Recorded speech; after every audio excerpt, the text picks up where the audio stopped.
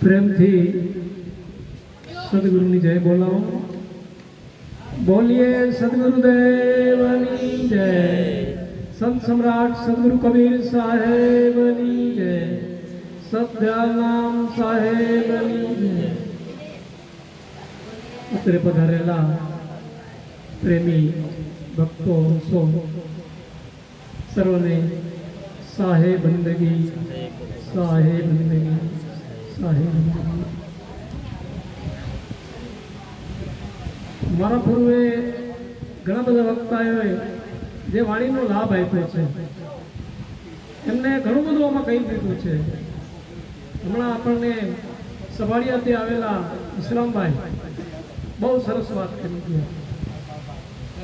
આજનો જે મહિમા છે ગુરુ મહિમા છે। ગુરુપદ છે એ વિશ્વના લેવલ ઉપર એક ટોપ છે। એવું કોઈ વિશ્વમાં પદ નથી કે જે ગુરુપદથી ઊંચું હોય।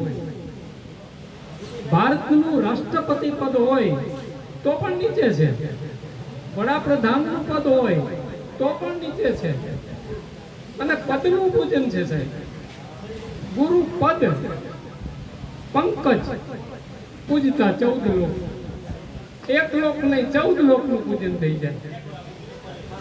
અને પ્રમાણિત કરેલું છે આ મહાપુરુષોએ કે શિવ જેવા, વિરંચી જેવા, શારદા જેવા, બ્રહ્મા વિષ્ણુ મહેશ્વર જેવા આ બધાએ ગુરુનું પૂજન કર્યું,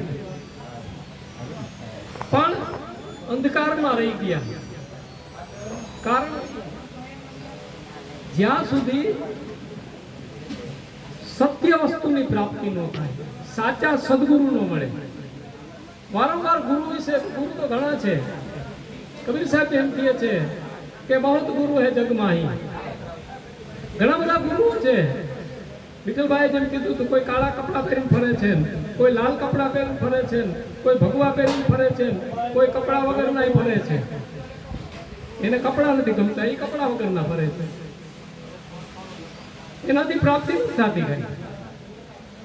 કપડાં શરીરને ઢાંકવા માટે છે,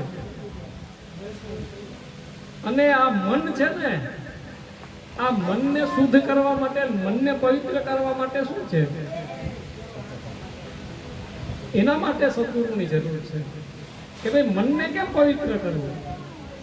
બંધન અને મોક્ષનું જો કારણ હોય તો મન છે। વિશ્વની કોઈ સત્તા હોય, વિશ્વની ટોપ જો કોઈ સત્તા હોય તો સદગુરુ છે। કારણ કે સદગુરુ છે એ આ ઘટની અંદર જ બિરાજમાન છે। એને રામ શબ્દ કહે છે, એને અલ્લાહ શબ્દ કહે છે, એને ગોડ કહે છે, એને સતગુરુ પણ કહે છે, અને એને સત્પુરુષ પરમાત્મા જે કાંઈ નામથી પણ બીજો કોઈ છે નહીં। બીજો ક્યાંય ઉપર કોઈ ઈશ્વર કોઈએ જોયો નથી આજ સુધી, ક્યાં છે? અને એટલે કબીર સાહેબ એમ કહે છે કે તું જ્યાં જ્યાં જાસ ત્યાં તું પોતાને ખોઈ નાખસ, ત્યાં તું ભૂલો પડી જા। જહાં જહાં ગયો, જ્યાં જ્યાં ગયો અપૂર્વો ખોયો, જ્યાં ગયો ત્યાં તે પોતાને ખોઈ નાખ્યો, એમાં ગુમ થઈ ગયો, પણ ખરેખર તારી અંદર આવ્યો નહીં। તારી અંદર આવવું એટલે પોતે કોણ છે? આ પ્રશ્ન છે। એના વિશે પણ અગાઉ વાત થઈ કે આ દેહ છે, હાડકા, ચામડા, વાળ, નખ, સ્ત્રી, પુરુષ, આ શું છે?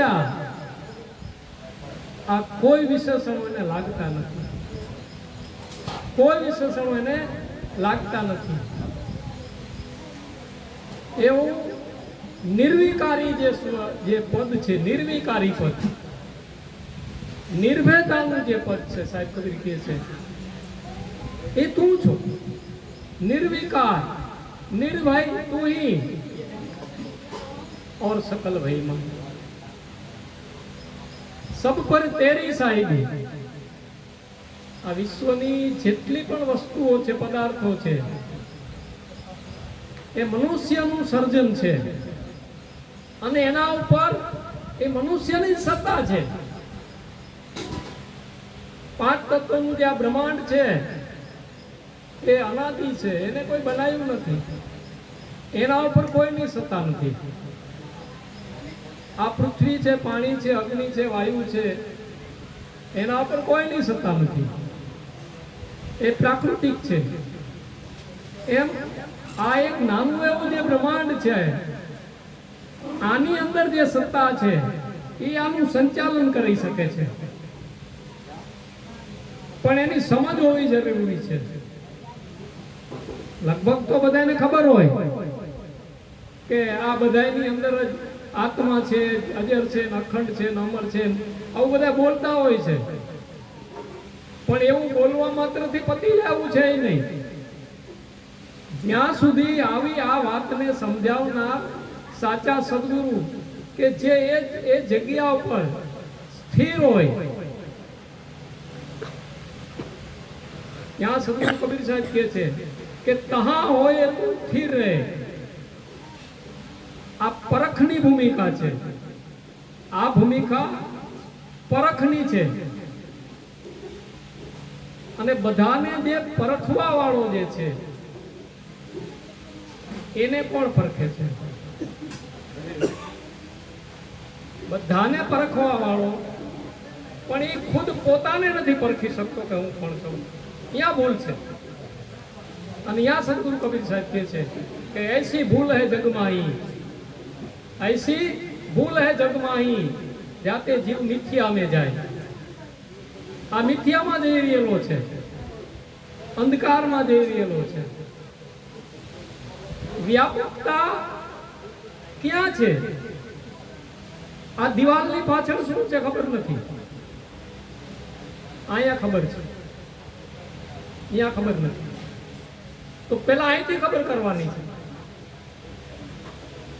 અને એટલે સદગુરુ કબીર સાહેબ એક પ્રખ્યાત વાણીની અંદર કહે છે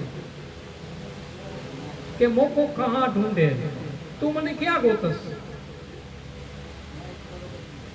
તું મને કઈ જગ્યા પર ખોજી રહેલો છો, જ્યાં તું મને ખોજેસ ત્યાં હું નથી. મનુષ્ય ક્યાં ખોજે છે? મંદિરમાં જાય છે. તો ના પાડી દીધી કે હું મંદિરમાં નથી, ના મેં મંદિર મેં. કોઈ મસ્જિદમાં જાય તો કે ના મસ્જિદ. કોઈ કાશી કૈલાસ જાય તો કે ના અહીંયા નથી. કોઈ તીર્થમાં જાય તો કે હું તીર્થમાં નથી. કોઈ મૂર્તિઓમાં ગોતે તો કે મૂર્તિમાં નથી. ઇસ્લામભાઈ હમણાં વાત કરી ને કે ભાઈ કચકડાની ઉંદેડી હોય અને ઓલો આવે નાક તો એ તરફ એના પર કરતા. અને આવું જ્ઞાન જયારે આ ટંકારાની અંદર દયાનંદ સરસ્વતીનું થઈ ગયું કે ઉંદેડી જયારે શિવલિંગ ઉપર ચડી ગઈ ને ત્યારે એને જ્ઞાન થયું કે આ તો કાંઈ કરતું નથી આમાં. અને આ જો હાથો ઓલો ફેણ ચડાવેલો બેઠો અહીં કને તો અહીંયા આવે ખરી આ પડખે ચડે? જો જ્ઞાન થઈ ગયું બહાર ન લાગે. પણ આપણે બે રંગમાં રંગાઈ જાય છે એટલે એને દોરંગા કીધા. દોરંગા મહાપુરુષો નામ પાડે છે કે દોરંગા ભેગા ન બેસીએ, એમાં પત પોતાની જાય. ઘડીકમાં આમ વયું જાય, ઘડીકમાં આમ વયું જાય, ઘડીકમાં ઠેઠ ટોપની વાત કરે, ફરી પાછું ઠેઠ હેઠો, ત્યાંથી ઠેકડો મારે હેઠો પડે. એને પોતાનું ખબર નથી. એક વખત શિખર ઉપર ચડી ગયા પછી હેઠે ઉતરાય નહીં. કારણ કે અમે વક્તા પુરુષો છે ને એ કાંઈ જળ બુદ્ધિ ન હોય, અમુક એમાંય પરખ કરવા વાળા પુરુષો એ ઓળખી જાય કે ક્યાં સડી ક્યાંથી ક્યાં ઠેકડો માર્યો છે. એટલે આ પદની આપણે જ્યારે વાત કરતા હતા, સત્તાની જ્યારે વાત કરતા હતા, ત્યારે આ સત્તા બધાની અંદર વિદ્યમાન છે, બધાની અંદર વિદ્યમાન છે. આવું કબીર સાહેબે પ્રમાણિત કર્યું છે. તેરા સાईं, જો સામેથી પોતે કહે છે કે તેરા સાईं તુજ में તારો જે માલિક જે છે એ કોઈ સામાન્ય નથી, એક વિશ્વની સત્તા છે. આ જે કાંઈ બનાવનાર છે ને દુનિયામાં, એ સર્જન એનું છે. મનુષ્યને કોણે બનાવ્યો છે? આ મનુષ્યનું જે સર્જન થયું છે એ કોણે બનાવ્યું છે?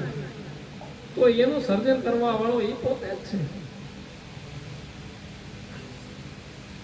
જેમ પથ્થરની અંદર આગ છુપાયેલી છે પણ દેખી શકાતી નથી, પણ બે પથ્થરને લઈને જ્યારે આમ ઘર્ષણ કરીએ છીએ ને તો એમ આમાં શું કરવું? એટલે આમાં જ્ઞાનની ઘાણી કીધી. જ્ઞાની પુરુષોએ આ જગતનું જે સર્જન કર્યું છે ને એ જ્ઞાની પુરુષોએ કર્યું છે. અજ્ઞાનીઓ કાંઈ કરી શક્યા નથી. જ્ઞાની પુરુષોએ આ જગતનું સર્જન કર્યું છે.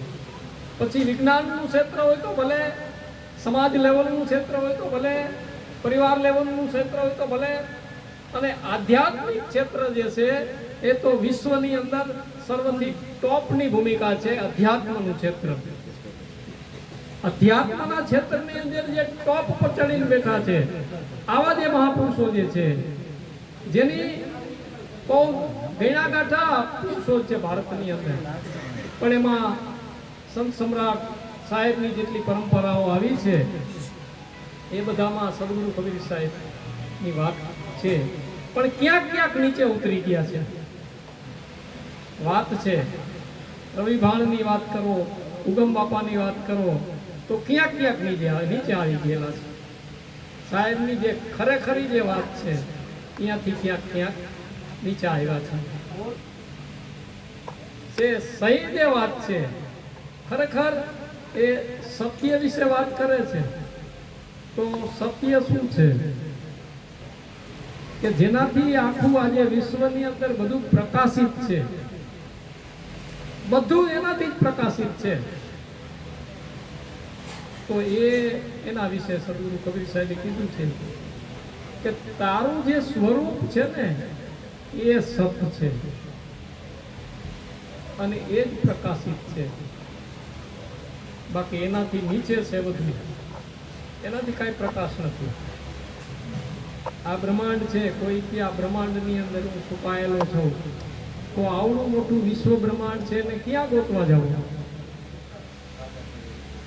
અને છે પણ નહીં.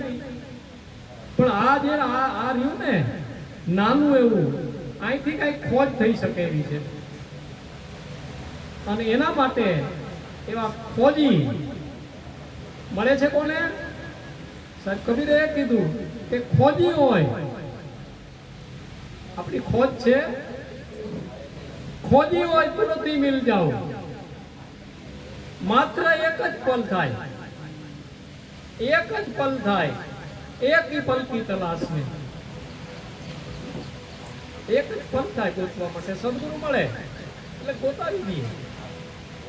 પછી જે વિશ્વાસની વાત કરી એ તો મનુષ્યની અંદર વધઘટ ચડ ઉતર આવું બધું થયા કરે, પણ જ્યારે સદગુરુની જ્યારે વાત આવી ત્યાં ત્યાં ફાઇનલ થઈ જાય છે.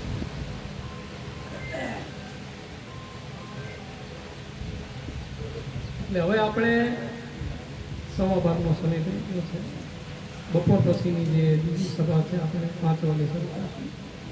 તો અત્યારે બધાને અહીંયા જેટલા બેઠા છે બધાને અહીંથી જે કાંઈ પ્રસાદ ફળાર જે આવે એ લઈને વાપરી છે. બોલીએ શ્રી સદગુરુદેવની. हाजिर को हजूर, गाफिल को दूर, हिंदू का